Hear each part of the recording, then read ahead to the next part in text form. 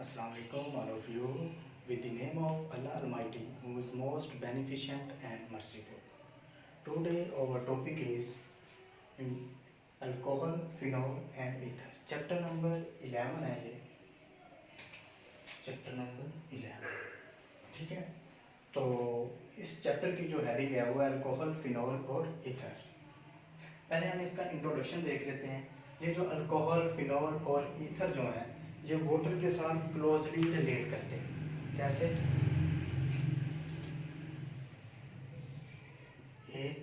H.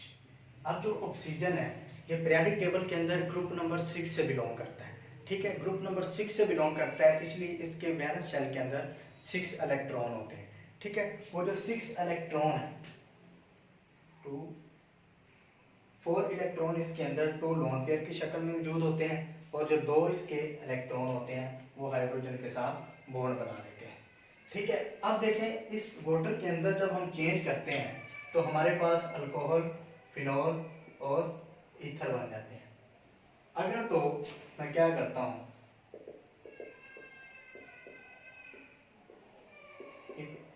4 molecule मैंने बना दिए हैं वाटर के. अगर हम क्या करते हैं कि ये वाटर है, वाटर के एक हाइड्रोजन को रिमूव करते हैं, इस हाइड्रोजन की जगह पे अगर मैं अल्काइल ग्रुप लगा देता हूँ. अल्काइल ग्रुप कैसे बनता है? हमारे पास मीथेन है, यानी अल्केन्स के मॉलिक्यूल के अंदर से एक हाइड्रोजन को जब हम निकाल देते हैं तो फिर जो चीज़ हमारे पास बन जाते हैं, जो मॉलिक्यूल बनते हैं वो मॉलिक्यूल जो होता है वो अल्काइल ग्रुप हमारे पास बन जाते हैं. अगर मीथेन है, मीथेन से एक हाइड्रोजन निकालते हैं तो मिथाइल ग्रुप, इथेन से एक हाइड्रोजन निकालते हैं तो इथाइल ग्रुप, और अगर प्रोपेन से एक हाइड्रोजन निकालते हैं तो प्रोपाइल ग्रुप बन जाता है. और ये सारे के सारे अल्काइल ग्रुप हैं. अगर मैं क्या करता हूँ, वाटर के अंदर एक हाइड्रोजन की जगह पे R ग्रुप लगा देता हूँ तो ये हमारे पास अल्कोहल बन जाते हैं. और ये हमारे पास वाटर है. अगर मैं क्या करता हूँ, वाटर के एक हाइड्रोजन की जगह के ऊपर फिनाइल ग्रुप लगा देता हूँ, C6H5, इसे कहते हैं फिनाइल ग्रुप, लगा देता हूँ तो ये हमारे पास फिनॉल बन जाते हैं. और अगर मैं क्या करता हूँ, दोनों हाइड्रोजन की जगह पे 2 R ग्रुप लगा देता हूँ तो ये हमारे पास ईथर बन जाते हैं. ठीक हो गया. अब हम अल्कोहल को फर्दर देख लेते हैं. ये जो अल्कोहल है ये अल्कोहल 2 टाइप्स की होती हैं. एक होती है मोनोहाइड्रिक अल्कोहल, और सेकंड जो इसकी टाइप है वो है डाइहाइड्रिक अल्कोहल. डाइहाइड्रिक कह सकते हैं या पॉलीहाइड्रिक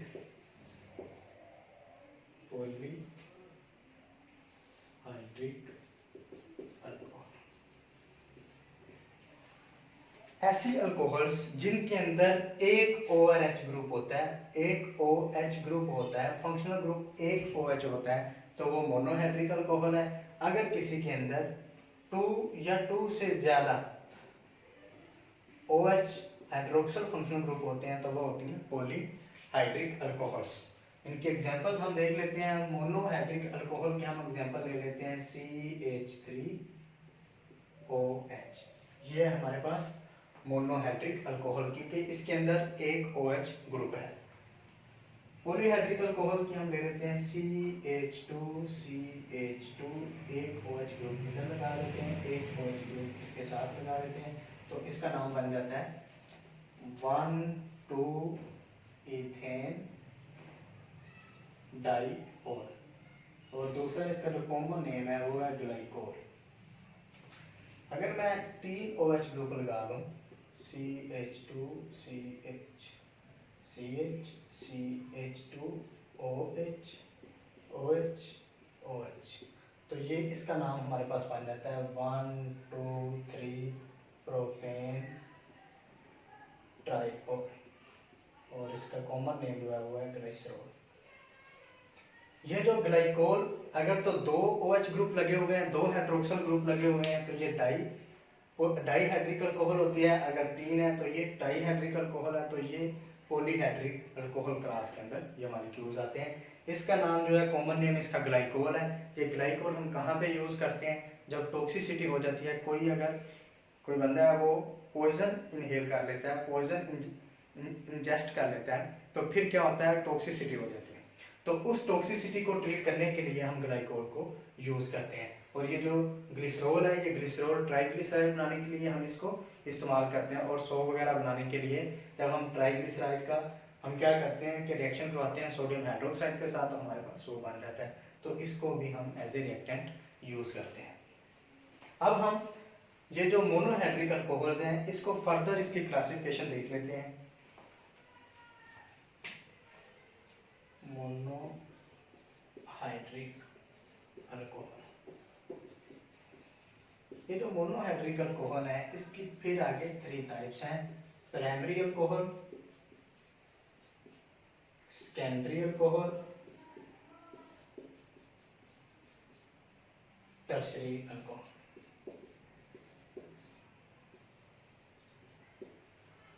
प्राइमरी अल्कोहल क्या होती हैं? ऐसे अल्कोहल्स जिनमें OH ग्रुप जिस कार्बन के साथ अटैच होती है वो कार्बन आगे एक अल्काइल ग्रुप के साथ अटैच है या नो अल्काइल ग्रुप के साथ अटैच हो, तो उसे हम कह देते हैं प्राइमरी अल्कोहल। इसकी एग्जांपल्स हम देख लेते हैं। अगर तो ये एक R ग्रुप के साथ अटैच है, यानी CH3 अल्काइल ग्रुप एक लगा दिया, बाकी हाइड्रोजन है, तो इसका नाम बन जाता है एथानॉल। और अगर कोई भी R ग्रुप अटैच नहीं है, यानी जो कार्बन है उसकी जो वैलेंसी है वो हाइड्रोजन के साथ सेटिस्फाई है, जिसके साथ OH अटैच है, तो फिर इसका नाम बन जाता है मेथानॉल।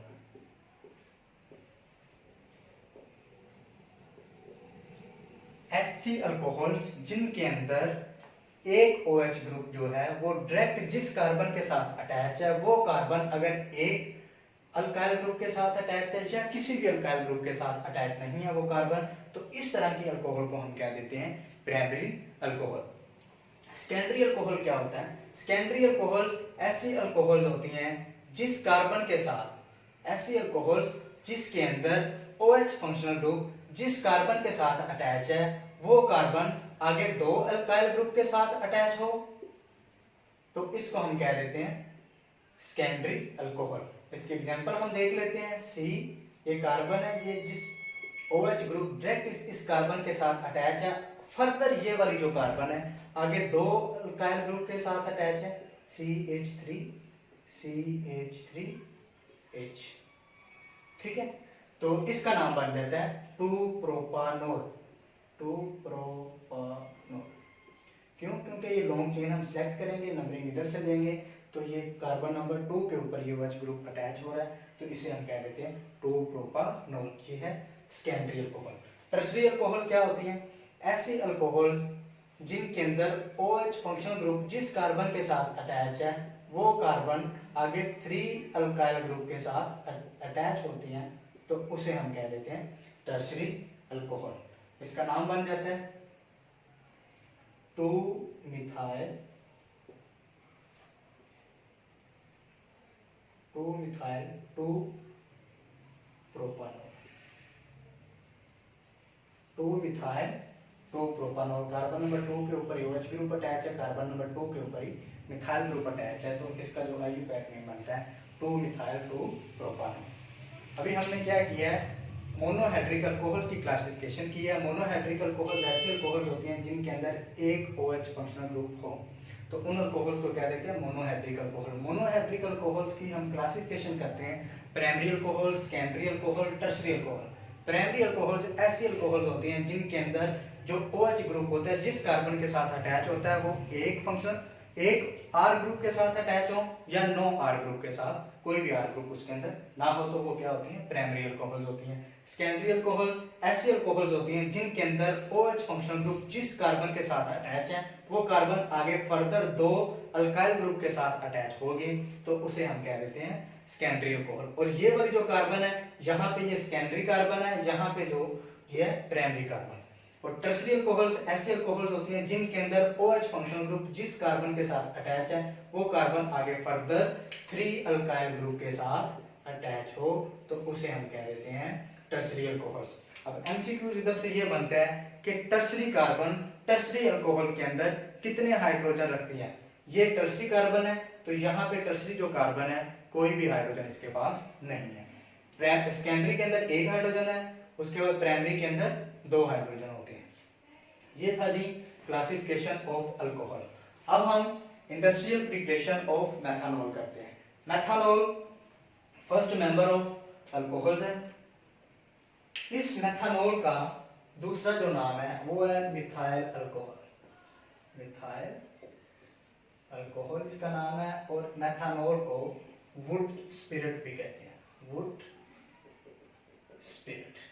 वुड स्पिरिट मेथनॉल को क्यों कहते हैं? क्योंकि पास्ट में ये जो मेथनॉल थी ये लकड़ी से हासिल की जाती थी। वुड की जब डिस्टिलेशन करते थे तो तब हमें मेथनॉल ऑब्टेन होती थी, इसलिए हम उसको कह देते थे वुड स्पिरिट। अब हमने इसकी प्रिपरेशन, इंडस्ट्रियल प्रिपरेशन इसकी करनी है। आज हमने इंडस्ट्रियल प्रिपरेशन के अंदर हम क्या करते हैं, कार्बन मोनोऑक्साइड लेते हैं। कार्बन मोनोऑक्साइड का हाइड्रोजन के साथ रिएक्शन करवाते हैं। कैटालिस्ट का यहाँ पे हम मिक्सचर यूज करते हैं, जिंक ऑक्साइड, क्रोमियम ऑक्साइड, और जो टेम्परेचर है वो 450 से 500 डिग्री सेंटीग्रेड रखते हैं, और जो प्रेशर है वो हम 200 atm प्रेशर रखते हैं। जब ये कंडीशन हम अप्लाई करते हैं, प्रेशर हम जो रखते हैं 200 डिग्री सेंटीग्रेड, और जो टेम्परेचर है वो हम 450 से 500 डिग्री सेंटीग्रेड तक जब रखते हैं, और मिक्सचर कैटालिस्ट का हम यहाँ पे मिक्सचर यूज करते हैं, जिंक ऑक्साइड और क्रोमियम ऑक्साइड का हम मिक्सचर यूज करते हैं। जब ये वाली कंडीशंस हम रखते हैं, कार्बन मोनोऑक्साइड और हाइड्रोजन दोनों का रिएक्शन होता है, तो हमारे पास मेथनॉल बन जाता है CH3OH। यहाँ पे हम 2 मॉलिक्यूल हाइड्रोजन के लेते हैं। अब कार्बन मोनोऑक्साइड और हाइड्रोजन के मिक्सचर को हम क्या देते हैं, वाटर गैस। वाटर गैस इसे कहते हैं। क्यों इसे वाटर गैस कहते हैं? क्योंकि जब रेड हॉट कोक लेते हैं उसके ऊपर से जब हम स्टीम को पास करते हैं तो हमारे पास कार्बन मोनोऑक्साइड और हाइड्रोजन गैस का मिक्सचर हासिल होता है, तो इसके मिक्सचर को हम क्या देते हैं, वाटर गैस। ठीक है, इसे हम क्या देते हैं, वाटर गैस। अब इस इक्वेशन को अगर मैं फर्दर इसको सिंप्लीफाई करूं, ये कार्बन मोनोऑक्साइड है, 4 हमारे पास हाइड्रोजन है। अब क्या होता है, ये जो 3 हाइड्रोजन है ये इस कार्बन के साथ मिल जाएंगे, और ये वाला जो 1 हाइड्रोजन है ये ऑक्सीजन के साथ अटैच हो जाएगा। जब ये 3 हाइड्रोजन इस कार्बन के साथ बाइंड होंगे तो CH3 बन जाता है। ये वाला जो हाइड्रोजन है ये जब इस ऑक्सीजन के साथ मिलता है तो OH बन जाता है, तो इसे हम क्या देते हैं, मेथनॉल। अब यहाँ पे तो हमने एक स्टेप के अंदर ये काम कर दिया, लेकिन जब हम इसकी इंडस्ट्रियल लेवल के ऊपर इसकी मैन्युफैक्चरिंग करते हैं तो उस मैन्युफैक्चरिंग की ये मैंने फ्लो शीट ड्रा की है। इसके अंदर 4 स्टेप होते हैं। पहले स्टेप के अंदर हम गैसेस को प्यूरिफाई करते हैं, उसके बाद हम गैसेस को कंप्रेस करते हैं, उसके बाद थर्ड पॉइंट के ऊपर हम क्या करते हैं, गैसेस को कैटालिटिक टावर के अंदर लेके जाते हैं, और 4th स्टेप के अंदर हम गैस को कंडेंस करते हैं। देखते हैं अब हमने क्या किया, यही कार्बन मोनोऑक्साइड और हाइड्रोजन दोनों गैसेस ली हैं। इन गैसेस को पहले हमने प्योरीफाई किया। प्योरीफाई करने का पर्पस ये होता है कि गैसेस के अंदर जो डस्ट पार्टिकल्स होते हैं या इसके अलावा और इम्प्योरिटीज होती हैं उनको रिमूव कर देते हैं, ताकि हमने रिएक्शन इन दोनों का ही करवाना है, कार्बन मोनोऑक्साइड और हाइड्रोजन का। अगर इसके अंदर इम्प्योरिटीज होंगी तो लास्ट साथ हमारे पास बाई प्रोडक्ट्स और भी बनेगी, बाद में हमें सेपरेशन का प्रोसेस भी करना पड़ेगा। तो इसलिए हम क्या करते हैं कि कार्बन मोनोऑक्साइड और हाइड्रोजन गैस दोनों का हम मिक्सचर लेते हैं और हम इसको क्या करते हैं, प्योरीफाई करते हैं। कार्बन मोनोऑक्साइड और हाइड्रोजन गैस को हम प्योरीफायर के अंदर हम क्या करते हैं, ये हमारे पास प्योरीफायर है, इसके अंदर हम इसको प्योरीफाई करते हैं। जब गैस प्योरीफाई हो जाती है फिर हम उसको कंप्रेसर के अंदर लेके जाते हैं। कंप्रेसर क्या करता है, दोनों गैसेस को कंप्रेस कर देता है, क्योंकि गैस के अंदर मॉलिक्यूल्स दूर दूर होते हैं। ठीक है, हम जब हम उसको कंप्रेस करते हैं मॉलिक्यूल्स करीब आ जाते हैं। जब मॉलिक्यूल्स करीब आ जाएंगे उसके बाद हम इसको आगे कैटालिटिक टावर के अंदर लेके जाते हैं। जब मॉलिक्यूल्स बिल्कुल पास पास आ जाते हैं कंप्रेसर के अंदर हम उसको कंप्रेस कर लेते हैं, और यहाँ पे जब हम उसको कंप्रेस करते हैं तो प्रेशर हम लगाते हैं। जो हम प्रेशर लगाते हैं कंप्रेस करने के लिए उसकी वैल्यू कितनी होनी चाहिए, 200 atm प्रेशर होना चाहिए। 200 atm प्रेशर के ऊपर हम क्या करते हैं, गैसेस को कंप्रेस करते हैं। जब हम गैसेस को कंप्रेस कर देंगे उसके बाद इस कोयल के अंदर ये पाइप बना हुआ है, कोयल टाइप पाइप है, ठीक है, उसकी इस तरह कोयल्स बनी हुई है, इस पाइप के अंदर लेके जाते हैं क्योंकि गैस को हमने कंप्रेस किया है। अब कंप्रेस करने के बाद हम कोयल्स के अंदर उसको, कोयल हम इसलिए लेते हैं ताकि जितनी हमने गैस को कंप्रेस किया वो गैस उतनी ही कंप्रेस रहे, मॉलिक्यूल दूर दूर ना जाए। अब ये हमारे पास है कैटालिटिक टावर। पहले हमने गैस को प्यूरिफाई किया, उसके बाद कंप्रेसर के अंदर गैस को कंप्रेस किया, कंप्रेस करने के बाद हम इसको कैटालिटिक टावर के अंदर लेके आ गए हैं। कैटालिटिक टावर का दूसरा नाम है रिएक्शन चैम्बर। यहाँ पे जो टेम्परेचर होता है वो 450 से 500 डिग्री सेंटीग्रेड तक टेम्परेचर हम अप्लाई करते हैं और इस टेम्परेचर के ऊपर जिंक ऑक्साइड और क्रोमियम ऑक्साइड का जो मिक्सचर है उसको हम हीट करते हैं। जब हम इसको इस टेम्परेचर के ऊपर हीट करते हैं फिर इधर से गैसेस कंप्रेस होकर इधर कोयल से इधर बाहर आती हैं, तो फिर क्या हो जाता है, यहाँ पे हमारे पास इन गैसेस का आपस में रिएक्शन होता है। रिएक्शन होने के बाद मेथानॉल हमारे पास इधर बन जाती है, CH3OH, मेथानॉल के वेपर्स बनते हैं, वेपर्स। उसके बाद हम क्या करते हैं, इन वेपर्स को कंडेंस करते हैं। कंडेंस जब करते हैं गैस को, तो जब वेपर्स जो है ये गैस फॉर्म है, तो ये जब हम कंडेंसर के अंदर लेके आएंगे, इसको कंडेंस करेंगे तो वो मेथानॉल बन जाएगी और मेथानॉल लिक्विड फॉर्म के अंदर हम उसको बीकर में सेपरेट कर लेंगे। अब क्या होता है कि जब यहाँ पे गैस कंडेंस हो रही होती है, अब यहाँ पे कुछ मॉलिक्यूल्स कार्बन मोनोऑक्साइड के और हाइड्रोजन गैस के आपस में रिएक्ट नहीं करते। जब वो रिएक्ट नहीं करते तो इधर से हम कार्बन मोनोऑक्साइड और हाइड्रोजन गैस जो अनरिएक्टेड फॉर्म में होती है, रिएक्ट नहीं करती, उसको हम दोबारा रीसर्कुलेशन पंप के अंदर लेके जाते हैं। फिर इससे हम अनरिएक्टेड गैसेस को रीसर्कुलेट करके हम कंप्रेसर के अंदर दोबारा ले आते हैं ताकि दोबारा फिर कंप्रेस हो, फिर कैटालिटिक चैम्बर के अंदर आए, फिर ये आगे प्रोसेस होकर मेथानॉल हमारे पास बन जाए। अब ये जो कंडेंस, यहाँ पे एक कंडेंसर से कुछ डेफिनेशंस मेरे माइंड के अंदर आई हैं। वो डेफिनेशंस क्या है, एक हमारे पास स्टेट गैस है, दूसरी हमारे पास सॉलिड है, थर्ड वन हमारे पास लिक्विड है। 3 स्टेट्स ऑफ मैटर मैंने इधर लिखी हुई है। अगर तो जो गैस है, गैस लिक्विड के अंदर अगर चेंज हो जाती है या गैस सॉलिड के अंदर डायरेक्ट चेंज होती है तो इस प्रोसेस को कह देते हैं कंडेंसेशन। ठीक हो गया। अगर लिक्विड सॉलिड के अंदर चेंज होता है तो इस प्रोसेस को कह देते हैं फ्रीजिंग। अगर सॉलिड लिक्विड के अंदर चेंज होता है तो इसे हम कह देते हैं मेल्टिंग। अगर लिक्विड गैस के अंदर चेंज होता है तो इसे कह देते हैं इवेपोरेशन। अगर सॉलिड गैस के अंदर चेंज होता है तो इसे हम कह देते हैं सब्लिमेशन। ठीक हो गया। ये कंडेंसर से कंडेंसेशन की डेफिनेशन बनती है, वो फिर इसलिए मैंने आपको ये भी बता दी, ये आपको पता होना चाहिए।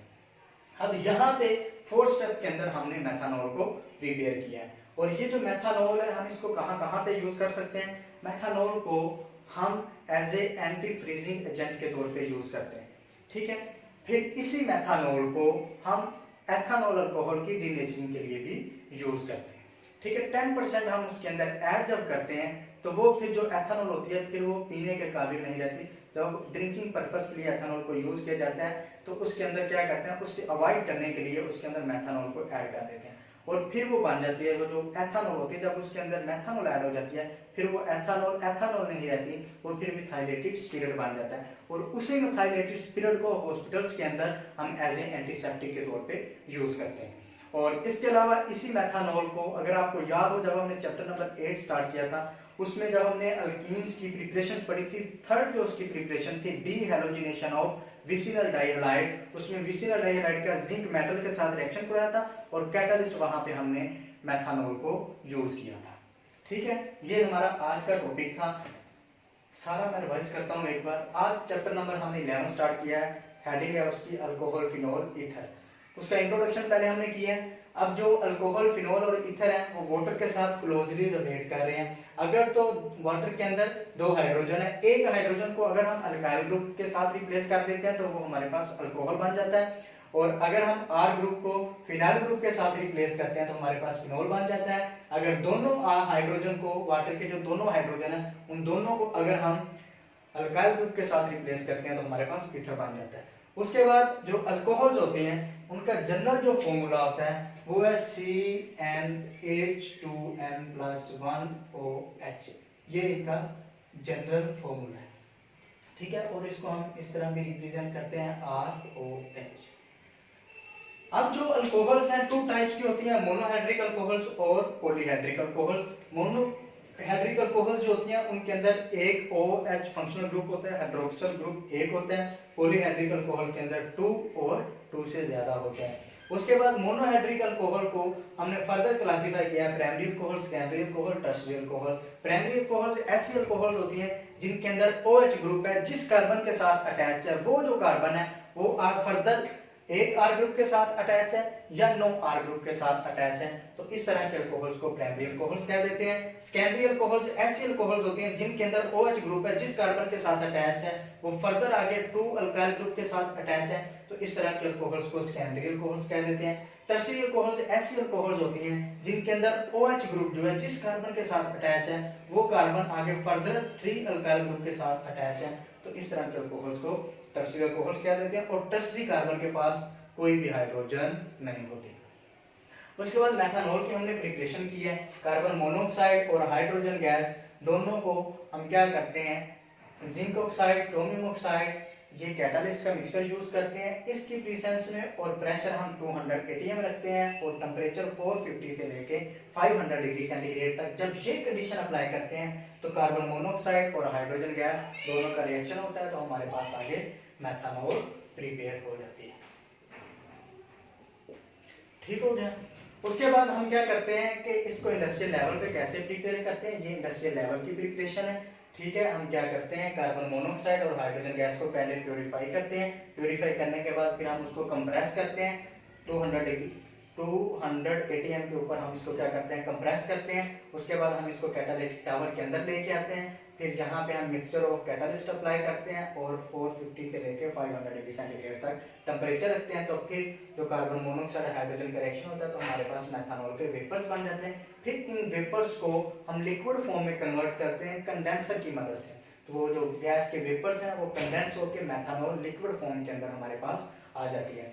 फिर जो unreacted molecules of carbon monoxide और हाइड्रोजन के होते हैं उनको हम रीसर्कुलेशन पंप के जरिए वापस कंप्रेसर के अंदर लेके जाते हैं, फिर कंप्रेस करते हैं, फिर उसको कैटालिटिक टावर के अंदर लेके आते हैं, रिएक्शन होता है, फिर हम उससे मेथनॉल फिर जो मॉलिक्यूल्स कार्बन मोनोऑक्साइड और हाइड्रोजन के अनरिएक्टेड होते हैं उसको हम फिर रीसर्कुलेट करते हैं और इस तरह ये प्रोसेस हम रिपीट करते रहते हैं। That was all about today.